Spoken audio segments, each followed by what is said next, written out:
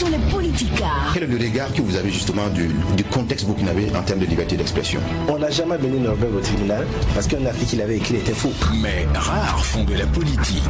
La nature est la horreur du vide. La mort du journaliste kamikaze parce qu'il a pratiquement offert sa vie pour qu'il y ait un changement. Nombreux ont de la prétention, mais rares prennent des positions. Qui a été intermédiaire? Nombreux font des jugements, mais rares ont la justesse. Toutes les femmes se battent autant que les hommes. Mais je dirais aussi qu'il y a des ministres hommes qui ne sont pas compétents mais qui sont là quand même. Ou bien.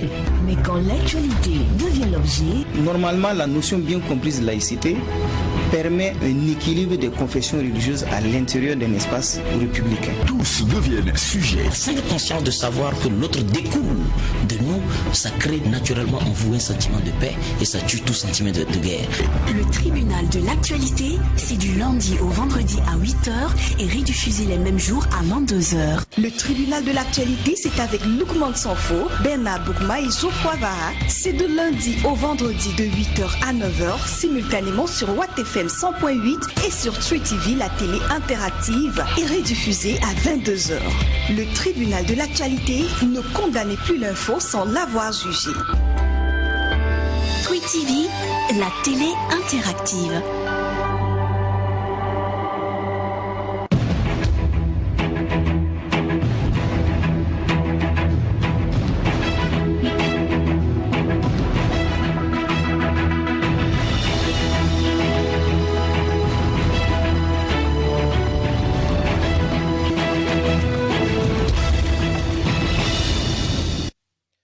Mesdames, Messieurs, bonjour et bienvenue à cette autre convocation de la semaine de votre émission, le tribunal de l'actualité. On appelle nos pays des pays francophones, anglophones ou lusophones, malgré le fait que 70 ou 80% des populations ne parlent du tout cette langue. Par exemple, 80% de la population sénégalaise parle le Wolof. Pourtant, on ne dit pas que le Sénégal est wolophone, mais plutôt francophone. À mon avis, c'est un abus de langage. Et c'est le professeur Joseph Kizerbo qui l'a dit dans son œuvre À quand l'Afrique. Bonne méditation en cette journée du 14 juin 2019. Et bienvenue à cette autre, on va dire, la dernière convocation de la semaine de votre émission, le tribunal de l'actualité. Nul n'a le droit de condamner quoi que ce soit ou qui que ce soit sans un jugement conséquent. Merci de votre fidélité. Je suis Loukman Sanfo, président de ce tribunal. Bonjour Geoffroy, bonjour Bernard. Bonjour Président, bonjour Juge Vara, bonjour Madame, Monsieur. Bonjour Juge Bougma, bonjour Président, bonjour auditeurs et téléspectateurs. Merci d'être sur le plateau du tribunal de l'actualité pour faire office de juge au siège, pour apprécier l'actualité nationale et internationale. Mesdames, Messieurs, merci aussi de votre fidélité. Rappelons que ce programme, c'est du lundi au vendredi à partir de 8h pour les directs et rediffusé les mêmes jours à partir de 22h sur Watt FM, True TV et Radio LPC Bobo de Lasso et Tinkorgo. Alors, Mesdames, Messieurs, comme vous le savez, ce mois de juin est celui de l'administration des examens scolaires au Burkina Faso. Et à ce propos, on a pu voir le ministre en charge de l'Éducation nationale procéder au lancement officiel des épreuves écrites de la session normale pour ce qui est du BPC, du BP, du CAP et tout dernièrement du certificat d'études primaires. Alors, il est donc au four au moulin pour réussir l'organisation de ces examens dans un contexte où vous savez que l'éducation elle-même a été mise à rude épreuve. Alors, qu'en est-il véritablement du sort de ceux dont la formation a été perturbée par l'insécurité? Où en sommes-nous également avec, au sujet des négociations avec les syndicats qui semblaient aussi prendre en otage le calendrier scolaire? Et surtout, qu'en est-il des mesures en cours concernant les affectations, le fameux projet de redéploiement des ressources humaines qui inquiète tant certains enseignants? On en parle de tout cela avec le premier répondant du département, à la personne du professeur Stanislas Waro. Bonjour et bienvenue. Bonjour. Merci de répondre à notre convocation. Content d'être là, au tribunal, devant les juges. Bonjour. Mesdames, Messieurs, vous connaissez les principes de l'émission. On commence par les avant-propos avec les juges de siège.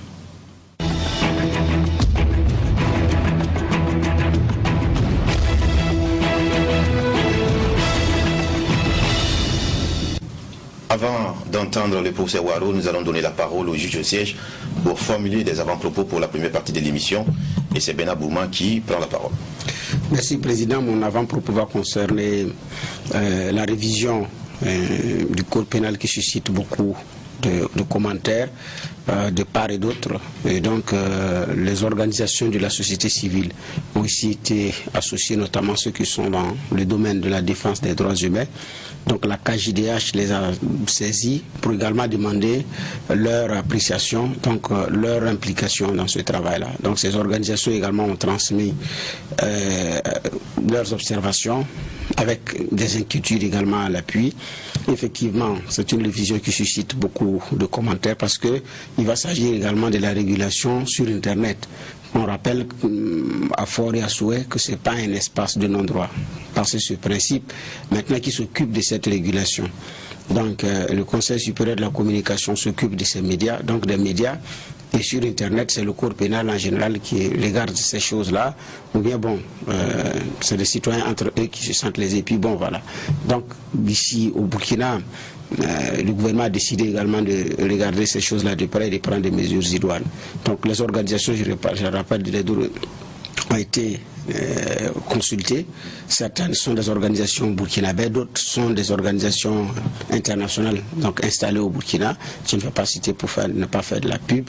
Donc, on attend également le retour qui sera fait, parce qu'on a en mémoire ce qui venait de se passer, où ces organisations, à un moment donné, se disent c'est comme si c'était juste pour demander un aspect participatif sans vouloir prendre en compte leur implication nécessaire. Voilà, donc on attend comment est-ce que ça va. C'est déjà bien de penser à réguler, mais c'est quel type de régulation on met. Je pense que c'est beaucoup sur ces choses-là que les uns et les autres seront regardants, étant donné que Internet n'est pas un espace de non-droit. Donc il y a une réalité, il y a une régulation qui s'impose. Maintenant, c'est comment est-ce qu'on régule. Je pense que c'est beaucoup sur ces questions-là que les uns et les autres attendent. Du moment, pour terminer, c'est quand même une mesure aussi qui suscite beaucoup de polémiques et beaucoup de commentaires, parce qu'aujourd'hui, les réseaux sociaux également sont devenus une force au Burkina Faso.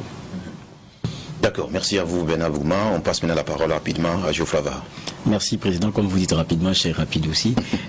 Mon avant-propos va concerner la République démocratique du Congo, où il y a des tensions qui s'exacerbent, notamment pro-Tshisekedi et pro-Kabila. On a vu les affrontements hier, depuis mercredi je crois, ces scènes-là qu'on a pu partager dans nos sessions d'information, des sièges de partis politiques qui ont été brûlés, saccagés et tout.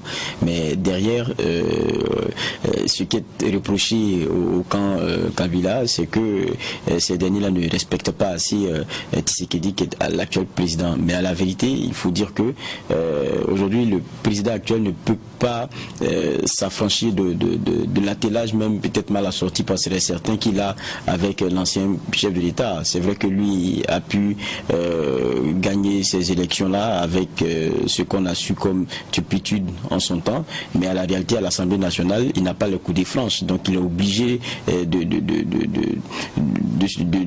comment dire ça, d'asseoir cet attelage-là pour continuer d'avoir un genre de pouvoir et être un peu plus à l'aise. Peut-être que ses proches ne le comprennent pas aujourd'hui, mais il aura l'intérêt pour lui de savoir les calmer, parce que quoi qu'on dise, même si Ramazani, qui était le candidat de Kabila, n'a pas pu avoir des scores intéressants pour la présidentielle, toujours est-il que pour ce qui est de la représentation nationale, ils ont quand même un poids des plus intéressants, et ça reste une force avec laquelle il faut composer. Maintenant, à côté, il y a cette coalition la Mouka aussi, qui a fait sa sortie par la voix du candidat malheureux Fayoulou, qui a décidé aussi de dire à ses députés de ne pas participer aux sessions de l'Assemblée nationale, parce qu'il y a 23 de ces députés de la coalition qui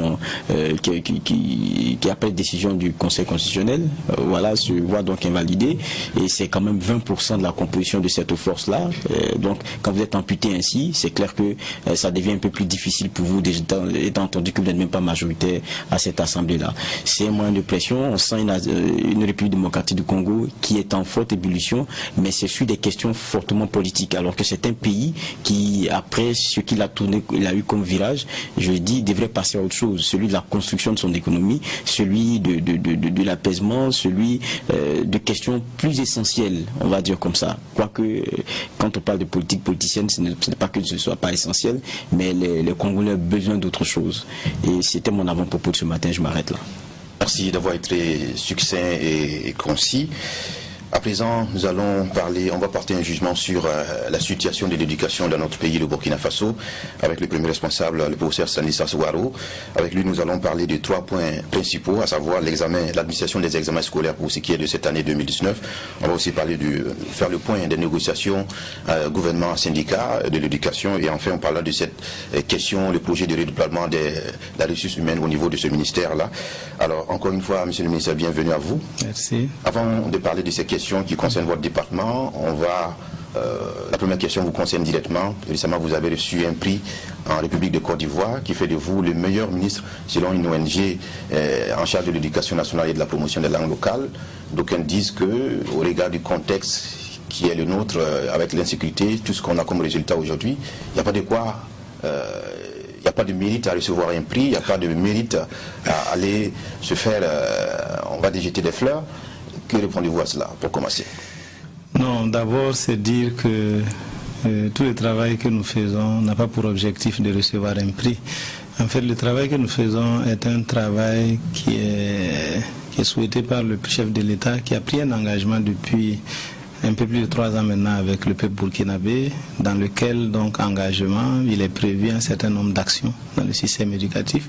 Et c'est ce travail que nous faisons. Ensuite, à la faveur du dernier, donc, la dernière composition du gouvernement, donc, le chef de l'État et le Premier ministre ont pensé bon qu'il faille donc développer donc et promouvoir les langues nationales de façon à ce qu'elles favorisent la cohésion sociale, la paix et le civisme donc à travers le pays, étant donné que, comme vous l'avez dit au début, au Burkina Faso, près de 96% de la population communique dans les langues nationales.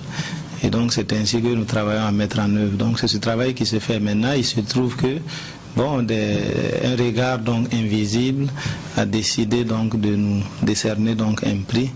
Donc pour tout ce qui est fait dans le système éducatif, nous le prenons et nous dédions ce prix-là à l'ensemble des enseignants qui font des efforts pour que notre système éducatif puisse aller de l'avant, mais aussi au chef de l'État et à tous ceux qui nous accompagnent, à tous les collaborateurs. C'est un peu ça.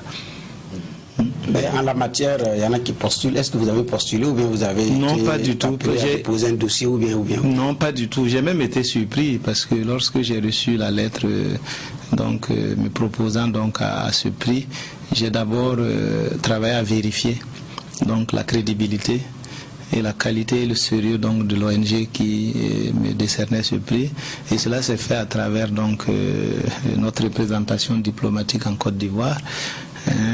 Par le ministère des Affaires étrangères et tout. Et lorsqu'on m'a dit que c'était effectivement une ONG crédible et sérieuse, j'ai accepté volontiers donc ce prix.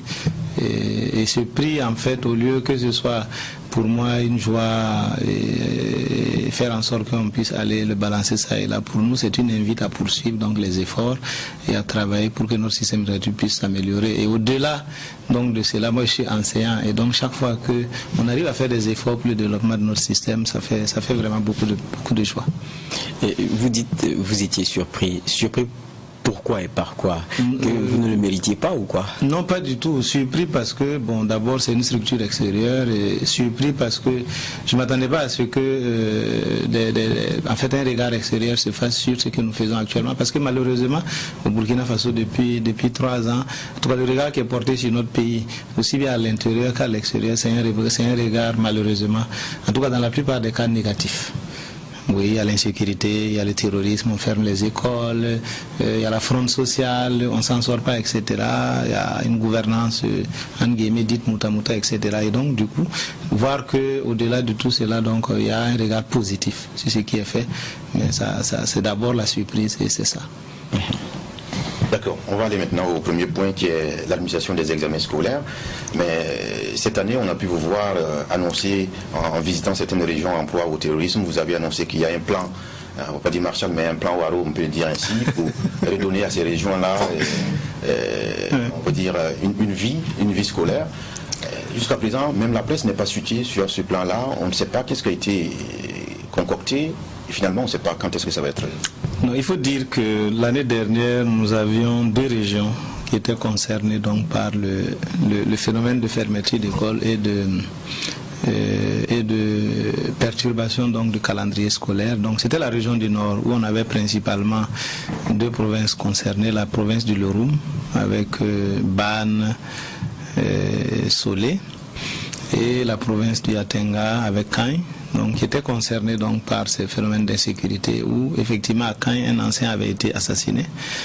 Et au niveau de Ban et Solé, des menaces contre des enseignants. Et ensuite, donc, dans la région du Sahel, où on avait déjà aussi un enseignant qui avait été assassiné en 2017, et puis vraiment des perturbations, des menaces, etc. Et donc, nous avons travaillé à ce niveau à faire en sorte que les élèves, donc, des classes d'examen puissent, donc, achever leur scolarité et prendre part aux examens. Ça a concerné environ 6000 élèves, répartis donc dans, on va dire, répartis sur 4 sites, donc à Titao même, à Ban, à Waiguia et à Djibo. Et donc nous avons travaillé et donc les élèves ont pu prendre part, après 2 mois de cours, donc de complément, ont pu prendre part donc aux examens de fin d'année. Et malheureusement, à partir de mi-septembre, on a commencé à constater des agressions contre notre système éducatif dans l'est du pays. Et progressivement, ça s'est étendu au centre-nord, qui est frontalière avec le Sahel, et à la boucle du Moun.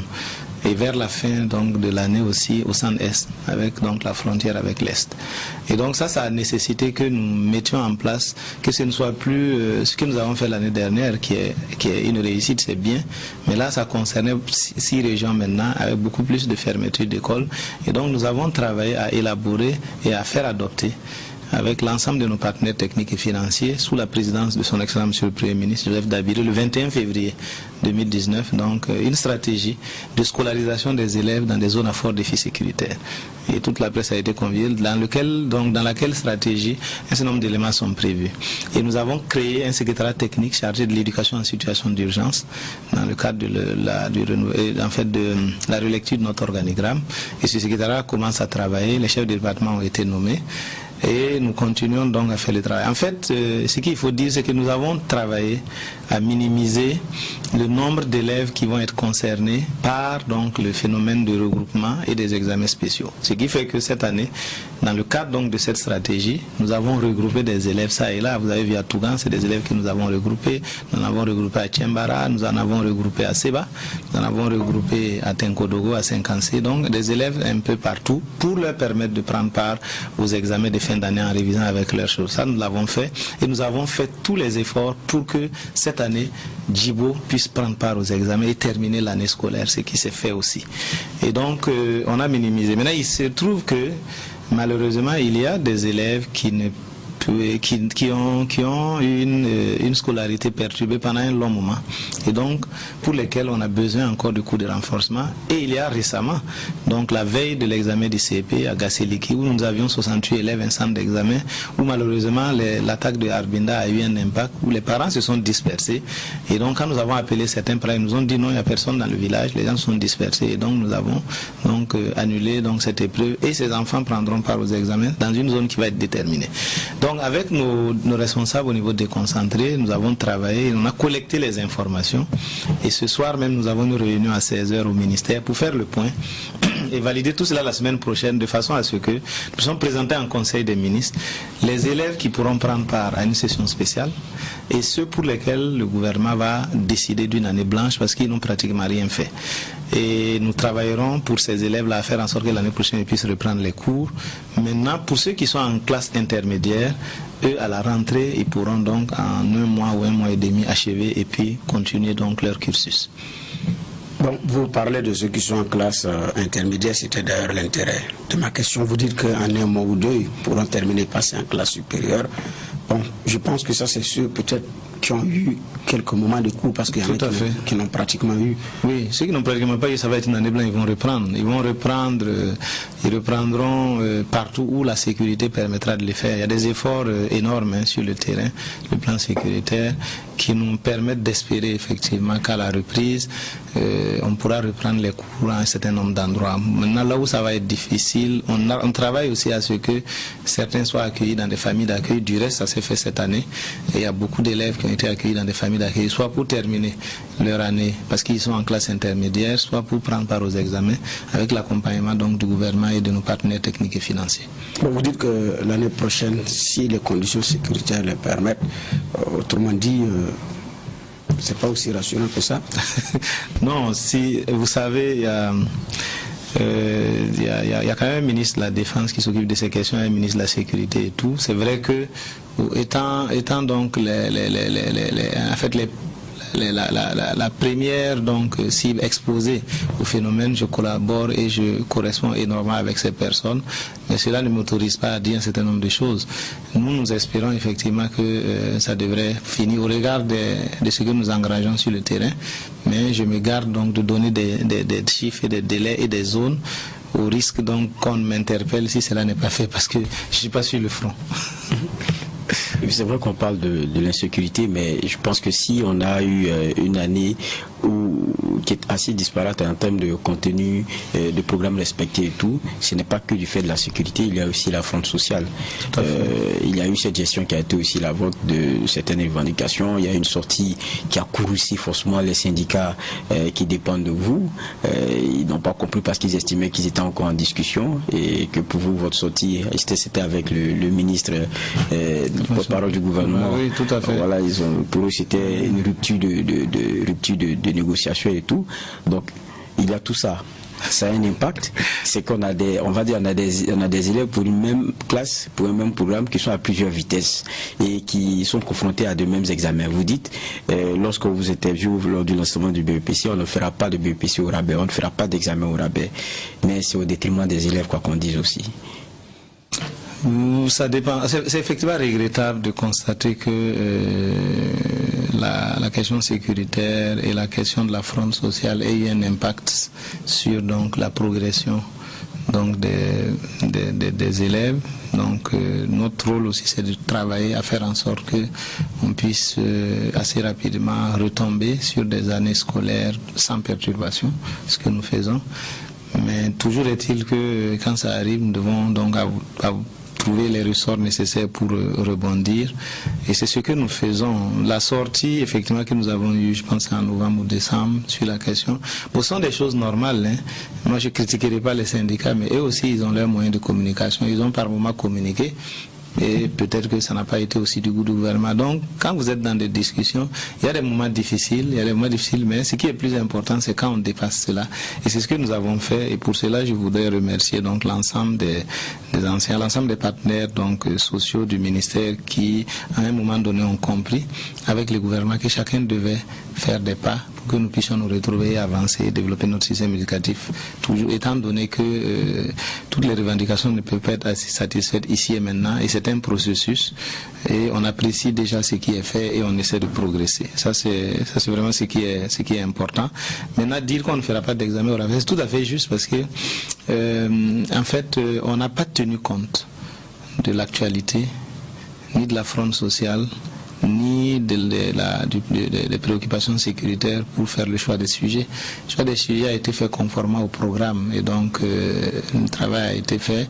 Maintenant, bientôt on aura les premiers résultats, on pourra apprécier les résultats et tirer les conséquences et avancer. Et donc c'était le sens donc de ce que j'avais dit, c'est que les sujets n'ont pas été choisis pour tenir compte de la, est-ce que comme vous dites, de la disparité. Est-ce que c'est pas une erreur d'appréciation, ne pas tenir compte du contexte psychologique dans lequel les élèves sont?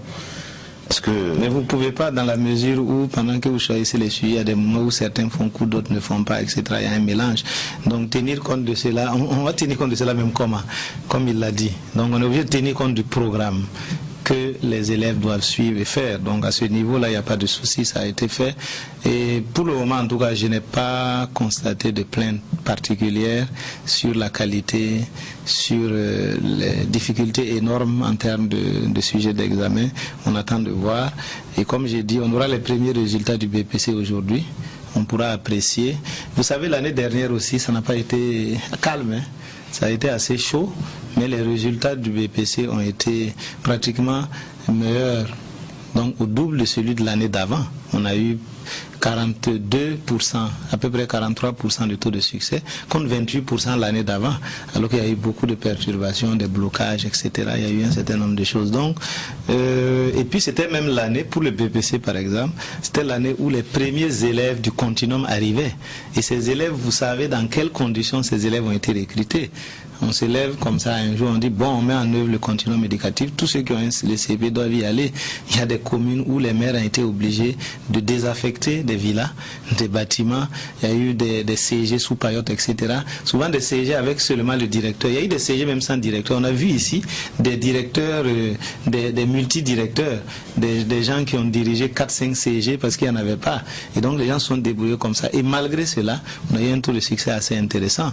Donc je pense qu'au-delà donc des cours qui sont dispensés aux élèves, il y a cette détermination aussi à apprendre qui permet aux élèves, au-delà de cela, de se préparer à l'examen.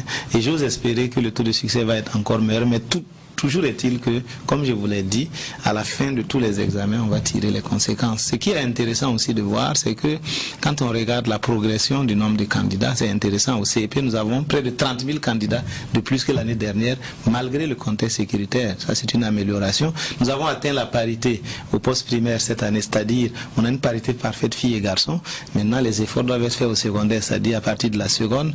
Et quand vous regardez en termes de genre, vous avez 56% de filles pour le certificat d'études primaires et 52% de filles pour le BPC et à peu près 41% de filles pour le baccalauréat. Ce sont des scores qu'on n'avait jamais vus et ça montre qu'au-delà des difficultés, malgré les difficultés, il y a des efforts qui sont faits et qu'il faut apprécier à leur juste valeur. Ma première question avait deux volets. C'est vrai que le deuxième volet, je suis parfaitement d'accord avec vous. Un examen au rabais ne donne pas plus d'honneur à celui qui a le parchemin après. Tout à fait. Maintenant, pour le premier volet, la question des revendications des enseignants, est-ce que ce n'était pas un mal qu'on pouvait éviter, étant entendu que dès le début de l'année, ils ont commencé à donner le là de leurs revendications, ils ont commencé à mettre la pression, des engagements ont été pris et puis n'ont pas été respectés. Oui, il faut dire que en fait, dans le cadre du protocole d'accord, d'abord le protocole d'accord entre le gouvernement et la coordination nationale des syndicats de l'éducation comporte 56 points à mettre en œuvre. Aujourd'hui, à la date d'aujourd'hui, nous sommes autour de 32 points mis en œuvre. Donc il y a des efforts quand même qui sont faits. Et il y a des engagements qui sont des engagements à mettre en œuvre chaque année. Donc à ce niveau aussi, il n'y a pas de problème. Alors la difficulté que nous avons eue en début d'année, c'était d'abord la question de la bonification d'échelons. Nous n'avions aucun texte réglementaire. Donc là, c'est à titre exceptionnel que le gouvernement a pris un décret pour le faire. Donc on a passé le temps à expliquer aux partenaires sociaux pour lesquels, donc, à partir du moment où le gouvernement s'est engagé à dire qu'on vous donne une bonification de temps en attendant la prise d'un statut valorisant, bon, la question de l'arsenal juridique pour pouvoir le faire ne concerne pas les partenaires sociaux. On a eu cette discussion et à la fin, c'est ce qui a été fait. Donc, ça a pris du temps. Il y a eu aussi la question, donc, du traitement des actes. Assez délicat dans la mesure où nous avons un problème assez sérieux de connectivité à Internet et de l'application SIGASPE qui mérite et qui nécessite vraiment un toilettage et une révision, mais qui malheureusement, dont la révision ne peut pas se faire maintenant parce que dès qu'on décide de faire la révision, on est obligé d'arrêter le traitement des actes pendant cette période. Donc il y a eu toutes ces difficultés qui ont aussi provoqué donc ces choses. Et ensuite le statut valorisant qui n'était pas rédigé dans le cadre du protocole d'accord.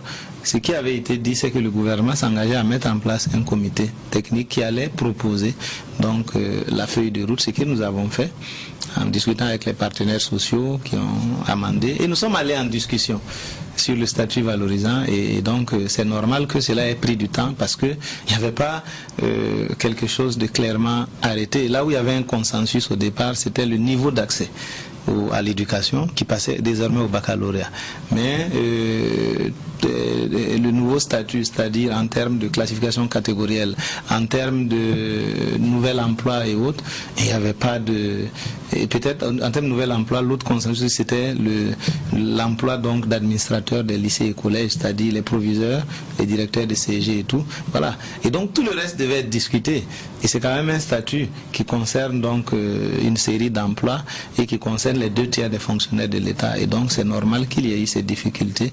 Mais comme je dis toujours, il y a eu des difficultés. Ça nous a permis aussi d'apprendre dans les deux camps, de nous élever et de dépasser cela pour qu'aujourd'hui nous soyons en train de faire les examens et de terminer l'année de façon sereine. Bon, Geoffroy, visiblement, nous a introduit au second point alors qu'on n'avait pas épuisé le premier, mais on y reste tout de même.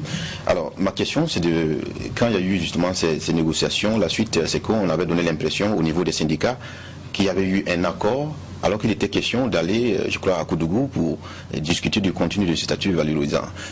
Aujourd'hui, qu'en est-il exactement? Non, pas du tout, pas du tout.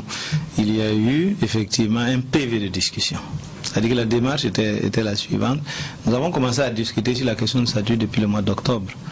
Nous avons commencé à discuter et l'objectif c'était qu'à un moment donné nous puissions signer un PV de discussion dans lequel PV était donc contenu les points d'accord et les points de non-accord. Mais il était clair que les points de non-accord ne devaient pas empêcher, dès que le PV de discussion était signé, donc là, l'élaboration maintenant du statut. Mais dans le PV de discussion, ça a été clair. Il y a un certain nombre de points, comme par exemple le fait d'avoir un seul corps d'encadrement que le gouvernement a souhaité. Donc les partenaires sociaux ont dit, bon, eux, ils n'étaient pas favorables à ça, mais bon, ils constatent que le gouvernement y tient. Donc ce sont ces éléments. Sinon, il y a pas mal de points qui ont été faits. Et c'est sur la base maintenant de cela, on crée l'emploi des administrateurs d'établissement, on les met dans quelle catégorie, on crée le corps des professeurs agrégés de l'enseignement secondaire, on les met dans quelle catégorie. Maintenant, désormais, le niveau d'accès est au baccalauréat et donc les instituteurs ne seront plus appelés instituteurs adjoints ou instituteurs adjoints certifiés ou instituteurs certifiés, mais ils seront appelés professeurs d'école et ensuite professeurs certifiés d'école, etc. Ces éléments ont été précisés dans le PV de discussion que nous avons tous signé, les 15 structures syndicales et le gouvernement, et nous sommes allés dès le 6 mai à Koudougou pour lancer maintenant la rédaction. Voilà, maintenant, je suis même surpris aussi de constater que, bon, après d'autres sortent pour se plaindre d'un certain nombre. Mais ce n'est pas un problème. C'est-à-dire que dans pareilles circonstances, on essaie d'avancer. Dans tous les cas, le statut valorisant a été entièrement rédigé. Il est prêt. Il va être introduit bientôt en Conseil des ministres. Il va être adopté. Donc c'est pour cela que je ne vais pas trop le commenter. Et nous allons le mettre en œuvre. Maintenant, on va constater donc au fur et à mesure la mise en œuvre. Sinon, nous allons travailler à le mettre en œuvre et nous pensons effectivement que ce statut valorisant là a été effectivement discuté avec les partenaires et il a été prêt et on va le faire. Maintenant, j'ai constaté effectivement qu'il y a de nouvelles structures syndicales qui se sont créées pour dire qu'elles ne sont pas favorables et tout. Il n'y a pas de problème, nous attendons. Moi, pour le moment, je ne les connais pas parce qu'elles ne m'ont pas... Il y a eu de déclarations officielles non, pas du tout. Pour le moment, elles ne m'ont pas écrit, elles ne m'ont pas présenté parce que normalement, elles doivent avoir un récépissé, elles doivent écrire pour s'annoncer afin qu'on puisse les rencontrer. On va continuer d'échanger avec elles, mais c'est pas avec ces structures-là que nous avons travaillé sur le protocole. Le protocole, nous l'avons rédigé.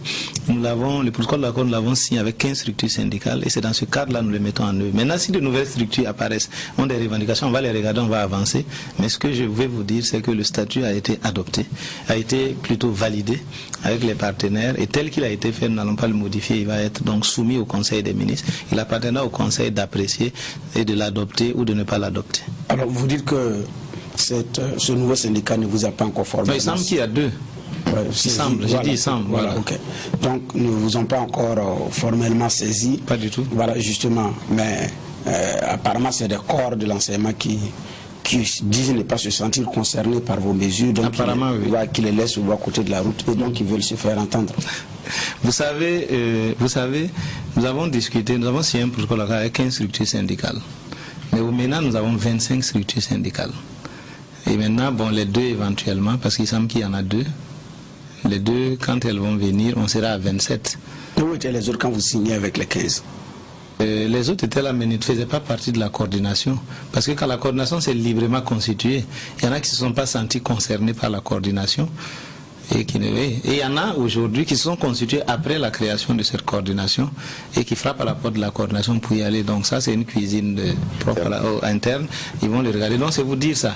Mais à un moment donné, dans le cadre de la rédaction du statut, des discussions même sur le statut, Il y a donc parmi les 10 autres structures syndicales ne faisant pas partie de la coordination, il y a un certain nombre qui m'ont approché pour dire qu'à partir du moment où le statut valorisant concerne l'ensemble des personnels de l'éducation, elles souhaiteraient participer au débat. Il n'est pas question que d'autres participent. J'ai posé la question à la coordination. La coordination m'a répondu et je pense que c'était assez clair. Le protocole d'accord a été signé entre le gouvernement et 15 structures syndicales. Et c'est avec ces structures que nous allons travailler. C'est à eux d'apprécier si une structure doit venir ou pas. Voilà. Donc il n'y a pas eu de problème à ce niveau et les gens sont allés donc avec nous. Nous avons travaillé sur cela. Et donc, sur la base donc des engagements que nous avons pris, nous allons respecter nos engagements et nous allons mettre en œuvre ce statut que nous avons donc rédigé avec la coordination des syndicats de l'éducation. Alors hier, en Conseil des ministres, il y a une initiative de formation professionnelle pour des encadrements. On parle de 206, j'ai bien lu le Conseil des ministres, dans 4 spécialités. Est-ce qu'on peut en savoir davantage? Non, en fait, ce qu'il faut dire, j'ai fait un point au Conseil, un rapport au Conseil de l'état de mise en œuvre donc d'un projet donc de formation des enseignants et des encadreurs pédagogiques pour l'enseignement et la formation technique et professionnelle. Vous savez que ce pays ne peut pas se développer si nous ne développons pas l'enseignement, la formation technique et professionnelle et les STEM. Les STEM, c'est les sciences, la technologie et l'enseignement des mathématiques. Donc de ce volet enseignement des mathématiques STEM, le chef de l'État s'est engagé à construire un lycée scientifique dans chaque région. Et nous avons commencé, nous avons recruté même depuis 2 ans les premiers élèves des lycées scientifiques nationaux de Ouagadougou et de Bobo-Dioulasso qui sont sélectionnés sur une base objective. On fait un classement national, on les prend et ils sont en première C. Là, on ne fait que la série C. Ils feront le baccalauréat l'année prochaine. Et nous avons commencé les constructions. Ils sont dans des bâtiments d'emprunt. Et en principe, à la rentrée, ils vont occuper leurs bâtiments à Ouaga et à Bobo. Et nous avons prévu aussi des lycées scientifiques régionaux. Un par chef-lieu de région. Au niveau de Ouagadougou et de Bobo, on a des lycées scientifiques nationaux.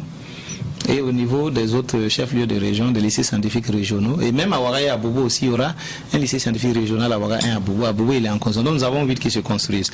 Maintenant, nous avons aussi, dans le cadre du développement de l'enseignement et de la formation technique et professionnelle, décidé de réaliser 20 lycées professionnels, 45 collèges d'enseignement technique et de formation professionnelle, un par chef-lieu de province, et 13 lycées techniques. Et justement, les travaux ont commencé. On a 2 lycées techniques qui sont en cours de construction, le lycée technique de Koudou et celui de Tougan. Nous avons 5 lycées professionnels en construction. Donc il y a celui de Manga qui est achevé. Maintenant, il restera les équipements. Il y a celui de Kaya en construction, il y a celui de Zorgo en construction, il y a celui de... en tout cas, il y en a 5 qui sont en construction.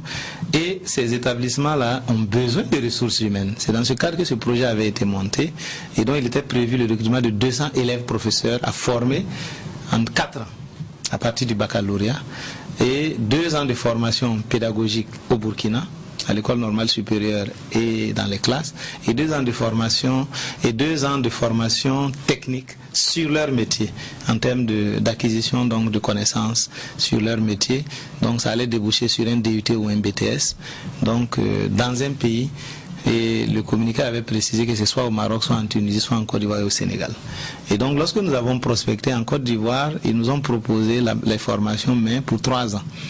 Obtenir le BTS et 3 ans, ça les amène à sortir au niveau Bac plus 5, ce qui n'était pas le contrat dans le cadre du concours. Au Sénégal, il n'y avait pas de possibilité et c'est la Tunisie qui a offert toutes les possibilités et ces élèves y sont, donc ils sont en formation. Finalement, c'est 165 qu'on avait réussi à recruter. Il y a 2 qui ont désisté, il y a 163 qui sont partis, il y a le 163e qui a abandonné, qui est revenu. Donc il y a 162 en formation là-bas dans 36 filières de formation. La maroquinerie, le génie civil, la conduite d'engins, des mines, la plomberie, le design d'intérieur, la décoration d'intérieur des bâtiments, etc., l'esthétique, la couture, etc. Donc, ils sont en train de se former à ce niveau et nous sommes en train de réaliser les études. Donc, j'ai fait un point et des besoins pour continuer de poursuivre le projet et donc des orientations ont été données au ministre des Finances, au ministre de l'Éducation, afin que nous puissions continuer les discussions avec les partenaires qui sont la coopération autrichienne et la coopération luxembourgeoise pour continuer à développer ce projet. Oui, j'ai pas de question sur... D'accord. Alors, je voulais poser une question parce que le gouvernement dans lequel fait partie le professeur Waro nous a souvent habitués à des négociations avec des résultats secrets. Voilà, et souvent si certains décrets ne sont pas manipulés ou bien qui sont distancés dans l'application, est-ce qu'aujourd'hui vous pouvez nous dire clairement ce qu'il y a des incidences de ces accords avec on va dire la coordination nationale des syndicats en termes de finances, en termes, parce qu'il y a quand même une incidence. Oui, il y a une incidence malheureusement que je ne peux pas présenter pour le moment, mais ce que je peux dire déjà pour le mois de mai, c'est un peu plus de 21 milliards donc, qui ont été débloqués pour la poursuite de la mise en œuvre. Mais quand nous faisons le point, nous devons être dans le cadre de la mise en œuvre des différents points d'accord à une soixantaine de milliards. Mais on pourra faire le point après parce que c'est des situations qui évoluent. Vous savez, lorsque nous avions fait le point de l'octroi, donc de l'amélioration de l'indemnité de logement, donc au personnel en classe ou encadré pédagogique sur le terrain, nous avions évalué le nombre à 66 000 sur la base des données qui étaient remontées donc du niveau déconcentré vers le niveau central. Mais lorsque nous avons poursuivi le travail et avec ce que nous avons fait donc à la date de fin mai, nous sommes à 112%. Ça veut dire qu'il y a eu 12% de plus. Donc malheureusement les choses ne sont pas totalement maîtrisées et donc je ne peux pas donner de chiffres finaux, mais on pourra faire le point à un moment donné. Vous avez fait des concessions sans tenir compte de ce qu'il y a comme Non, au départ il y avait eu des évaluations qui sont contenues dans le budget, mais comme je vous dis ça évolue parce que c'est un ministère avec 111 000 agents. Il y a des agents qui vont souvent pour accompagner leurs conjointes ou leurs conjoints dans des missions diplomatiques. En fin de choses, ces personnes reviennent, elles sont réintégrées dans le système. Ce n'étaient pas des personnes prises en compte parce que c'était des personnes qui étaient en détachement.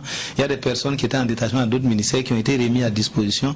Il y a un ensemble de situations comme ça et il y a de nouvelles personnes que nous recrutons chaque année qui font que la situation n'est pas toujours maîtrisée. Et il y a souvent des personnels qui sont dans les bureaux. Et dès que l'annonce est faite, ils demandent à repartir dans les classes. Ça se fait.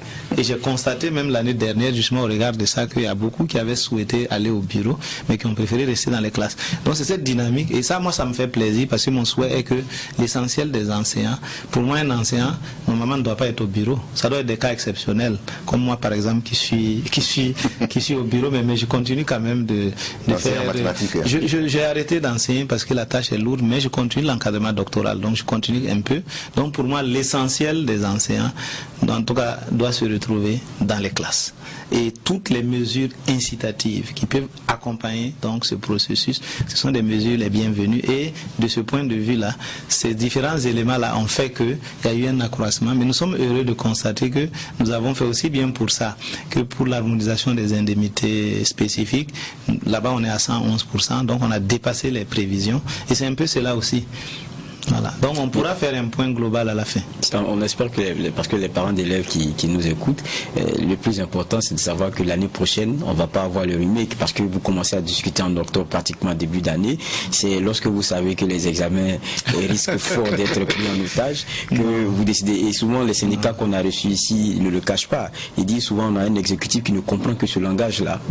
Vous savez, moi je suis militant de structure syndicale.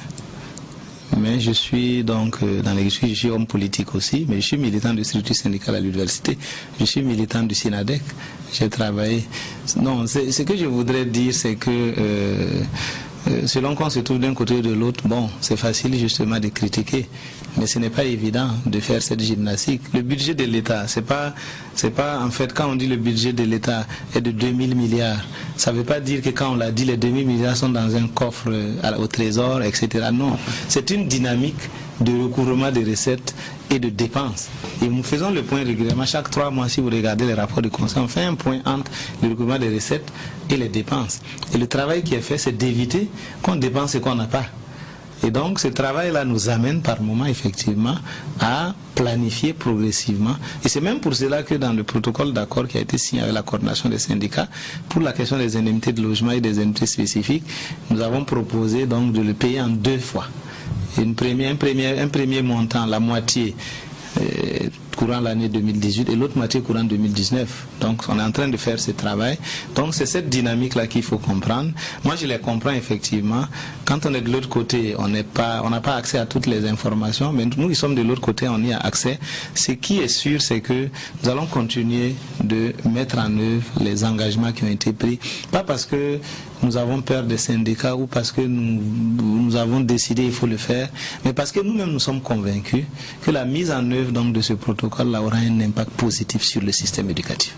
Et aucun pays ne peut se développer sans système éducatif de qualité. Nous sommes assis ici dans ce tribunal-là parce que nous avons eu la chance d'aller à l'école, sinon on serait ailleurs. Et donc, vous devez, nous et toute la population devons travailler ensemble à faire en sorte que ce système puisse aller de l'avant. C'est pour cela que nous travaillons à la mise en œuvre, mais de plus en plus nous travaillons aussi à faire en sorte que vous avez eu, mais vous devez aussi, vous avez des obligations à honorer, et donc ce travail doit se faire ensemble de façon à ce que nous puissions réussir.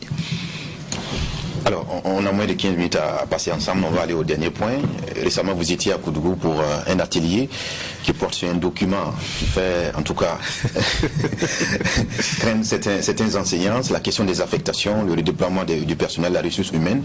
Alors, nous, tout de suite, on fait le constat qu'il y a plus d'enseignants aujourd'hui que de salles de classe, à tel point que certains enseignants se retrouvent même à ne pas aller à l'école ou bien aller faire juste une heure ou deux et revenir. Alors, quel est le diagnostic que vous faites aujourd'hui de la ressource humaine de votre département? Oui, la ressource humaine est malheureusement très mal gérée. Mais ce n'est pas seulement au ministère de l'Éducation. Ce qu'il faut dire, c'est que c'est un travail que nous avons entamé depuis quelques années. Dans le cadre donc du secrétariat permanent de la modernisation de l'administration et de la bonne gouvernance, le SPMABG, qui est au niveau donc du ministère de la fonction publique.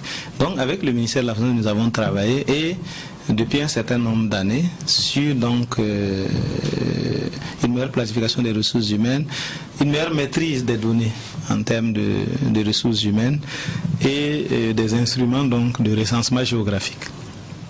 Et ce recensement a commencé en début octobre par le secrétariat permanent, donc par le ministère de la fonction publique que nous avons accompagné. Et pendant qu'il faisait le recensement, nous avons travaillé aussi à faire un recensement des volumes horaires dus et exécutés dans les établissements d'enseignement post-primaire et secondaire. Et à la fin, donc, il y a eu un certain nombre d'ateliers qui ont permis donc de consolider les données pour l'ensemble de la fonction publique burkinabé. Mais maintenant, moi, ce qui me concerne, c'est le MENA qui a quand même pratiquement les 2/3 des fonctionnaires de l'État.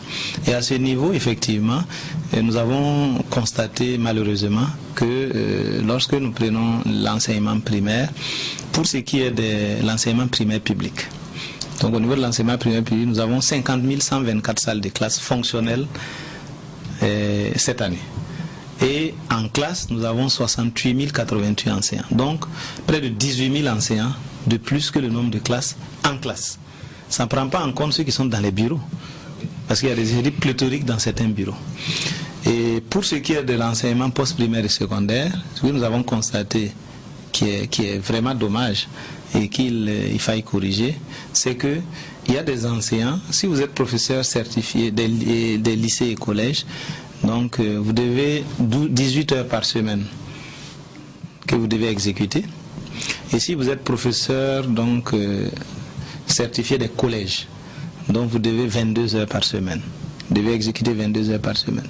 Mais malheureusement, nous avons constaté que dans certains établissements, il y a des enseignants qui n'ont aucune heure. Je prends l'exemple du lycée Gimbi Ouattara pour ne pas le citer, je ne donnerai pas le nom de l'enseignant parce que nous avons la situation de tous les enseignants de ce pays-là, nominativement. Nous avons fait tous ces points. Et il y a des enseignants qui sont là-bas qui n'ont aucune heure dans certaines disciplines. Ils viennent juste émarger et répartir. Voilà.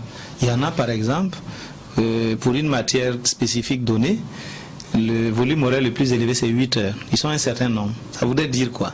Qu'on devrait garder le nombre qu'il faut pour que chacun ait ses 18 heures, mais au moins 17 heures ou un peu plus pour qu'on puisse payer le complément. Et puis les autres les redéployer. Parce qu'en même temps pour ces disciplines-là, vous avez des endroits dans ce pays où nous payons la vacation. Parce qu'il n'y a pas d'enseignants. Et ça c'est un problème assez sérieux. Dans les disciplines, dans les FTP, ça je vais vous surprendre. L'enseignement et la formation technique, vous voyez qu'il y a un besoin énorme. Mais il y a des endroits, prenez par exemple le lycée Yendabli de Fada, qui est un lycée professionnel, il y a des disciplines où les gens n'ont que 2 heures par semaine. C'est quand même un problème sérieux.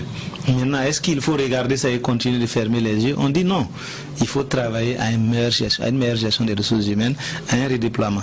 Mais ce qu'il faut respecter dans le redéploiement, c'est la question de l'équité, de la transparence et de la justice.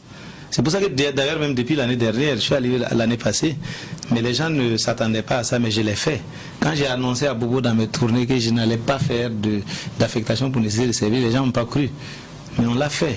On a évité, on a laissé le mouvement par convenance personnelle se déployer. Et au regard de cette situation, nous avons dit non, cette fois-ci, il faut faire une affectation par nécessité de service. Parce que le décret nous permet deux voies. La convenance personnelle ou la nécessité de service. Donc nous avons décidé de prendre la nécessité, mais encadrer. C'est pour cela que depuis lundi dernier, nous avons un certain nombre de personnes qui sont actuellement à Koudougou en train de travailler sur les critères. C'est-à-dire, il y a un certain nombre de questions que nous nous sommes posées, les critères de redéploiement au niveau national, au niveau régional, provincial et tout. Quels sont les acteurs qui devraient le faire, etc.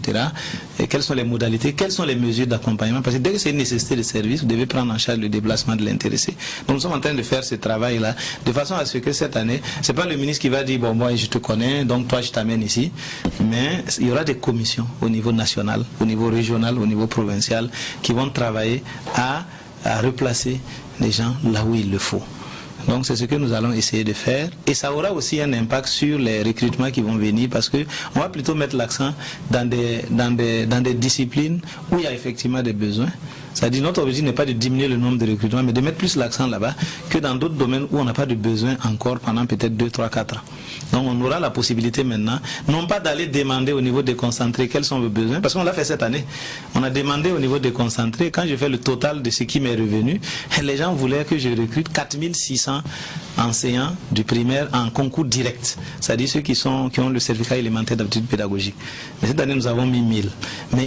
Mais malheureusement, quand on regarde le recensement géographique, toutes les régions sont en sureffectif. Au niveau du primaire, oui, toutes les régions sont en sureffectif.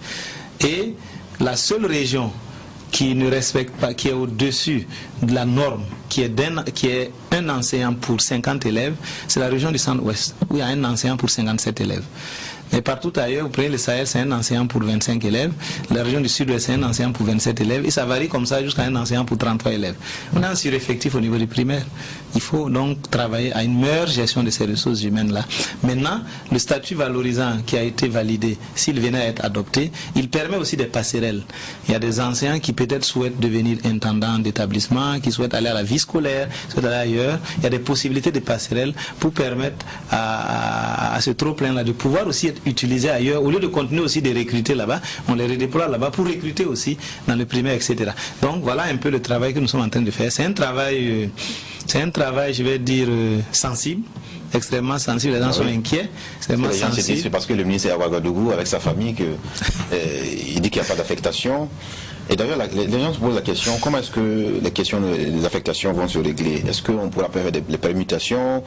Est-ce que quand on est enseignant parce qu'on a postulé pour une région donnée, cela va être respecté? On parle sur quel postulat? Non, on a arrêté ce principe de plus en plus. Maintenant, les gens, c'est un tir au sort qu'ils font lorsqu'ils finissent leur formation pour aller ça et là. Ça, on a réglé cette question. Ce que je voulais dire, rassurer les gens, les affectations pour convenance personnelle n'ont pas été annulées. Il y a un décret qui l'encadre. Moi, je n'ai pas la compétence de le faire. C'est le Conseil des ministres qui peut. Le décret prévoit deux possibilités. Le mouvement par convenance personnelle et le mouvement par nécessité de service que nous avons choisi cette année. Parce que la situation le commande. Si l'année prochaine la situation le commande, on le fera. Celui qui sera là en principe va le faire. Maintenant, si c'est stabilisé, on reviendra au mouvement par convenance personnelle, qui est un mouvement qui est fait avec la présence de tous les partenaires sociaux. Tout le monde est là. C'est un mouvement transparent.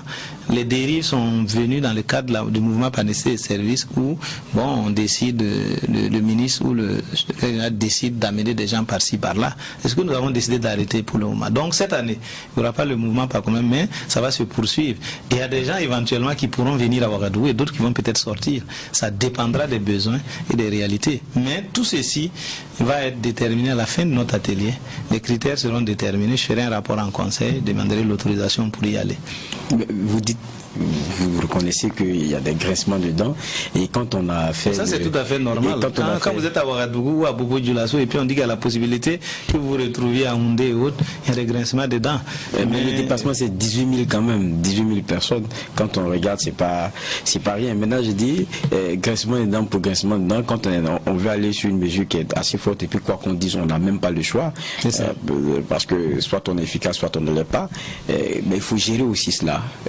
Comment est-ce que vous pouvez gérer cela? Non, tout à fait. Si vous constatez, c'est la semaine dernière que, ça devait être mercredi, que j'ai sorti donc la circulaire pour dire qu'il n'y aurait pas de mouvement par convenance personnelle cette année. En fait, il faut dire que nous avons associé tous les partenaires. Donc j'ai reçu le mercredi matin les 25 structures syndicales du ministère. On leur a présenté la situation. Les données que je vous donne là, nous avons la situation, hein, on avait une présentation, nous avons fait une présentation claire de la situation. Et nous avons constaté ensemble que c'est une situation dommage.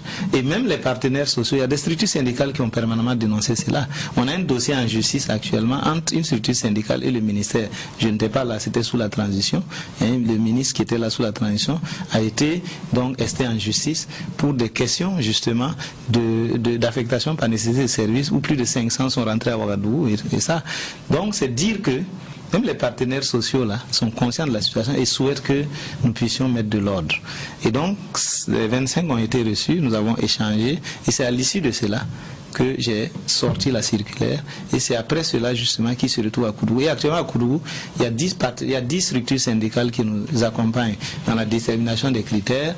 Il y a la coalition pour l'éducation pour tous, donc il y a une ONG, et puis il y a les techniciens du ministère qui sont là-bas et qui travaillent. Dès mardi, je serai là-bas mardi pour qu'on fasse le premier point, parce que c'est 2 semaines avant qu'on continue, on oriente. Donc ils sont tous là-bas avec nous.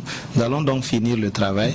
Et ensuite, donc, nous allons soumettre en conseil des ministres. Nous allons continuer donc de communiquer, d'expliquer la situation. C'est peut-être parce que certains n'ont pas vu cette situation, qui est une situation quand même extrêmement grave. Quand vous recrutez des personnes qui ne font aucun cours, ça pose un problème sérieux. Pendant que d'autres travaillent, d'autres ne travaillent pas. Et à côté de cela, il y a la question sécuritaire. On parle plutôt de ça, mais il y a la question sécuritaire. Compte tenu du contexte sécuritaire, il y a des enseignants qui, ça fait 2 ans, ils ne font pas cours. Il y en a, ça fait 1 année, il y en a, ça fait 6 mois et autres. C'est ce que nous voulons aussi regarder. Est-ce qu'il faut continuer d'attendre partout où en fait, le ministère de la Sécurité ou le ministère de l'Intérieur nous dira, bon là pour le moment n'y allez pas, on ne va pas amener des gens là-bas, on va les amener ailleurs. Et si la situation se stabilise et on nous rassure que c'est bon, on amènera des gens. Donc c'est cet ensemble de choses-là que nous faisons. Je suis d'accord avec eux. Il y en a qui se sont totalement construits dans une zone donnée, qui ont réalisé des choses. Si ces personnes doivent partir, c'est assez difficile. Mais ce que je voudrais dire, nous sommes dans un tournant où nous n'avons pas le choix. Et ça ne concerne pas que le MENA-PLN, ça concerne aussi le ministère de la Santé, donc, qui a été donc instruit par le chef de l'État d'aller aussi dans ce sens. Ça concerne aussi le ministère de la Fonction publique, ça concerne aussi le ministère des Finances, en tout cas un certain nombre de ministères. Mais nous sommes les 2 tiers. Donc ce mouvement-là va avoir un impact positif, mais les autres aussi vont rentrer dans la danse. Donc c'est dire que nous n'avons pas le choix que de le faire. Nous sommes obligés de le faire pour sauver notre système. On ne peut pas continuer comme ça. En même temps, on espère que vous n'allez pas faire du corps enseignant une prison pour que les gens qui y viennent n'ont pas la possibilité de se mouvoir et tout. Non, pas du tout. Comme j'ai dit, ça c'est... En fait, nous allons essayer de réorganiser. Mais au niveau de Koudougou aussi, nous sommes en train de travailler sur des textes juridiques qui encadreront désormais cela, de façon à ce que le mouvement va se poursuivre, hein, c'est-à-dire que après donc ces périodes donc de meilleure gestion des ressources humaines, nous allons asseoir des critères pour que sur la base de ces critères qui existent déjà, des gens puissent postuler pour passer d'une région à une autre, d'une province à une autre, mais sur la base, j'insiste, sur la base des besoins. Sur la base des besoins. Voilà, merci à vous Stanislas Ouaro, ministre en charge de l'éducation nationale et de la promotion des langues locales, d'être passé nous faire un exposé de la situation de l'éducation de notre pays dont vous avez la charge. Merci à tous ceux qui nous ont suivis. On espère vous retrouver lundi pour d'autres sujets d'actualité. Que la paix nous fasse la guerre, que la guerre nous fasse la paix. Au revoir. Merci beaucoup.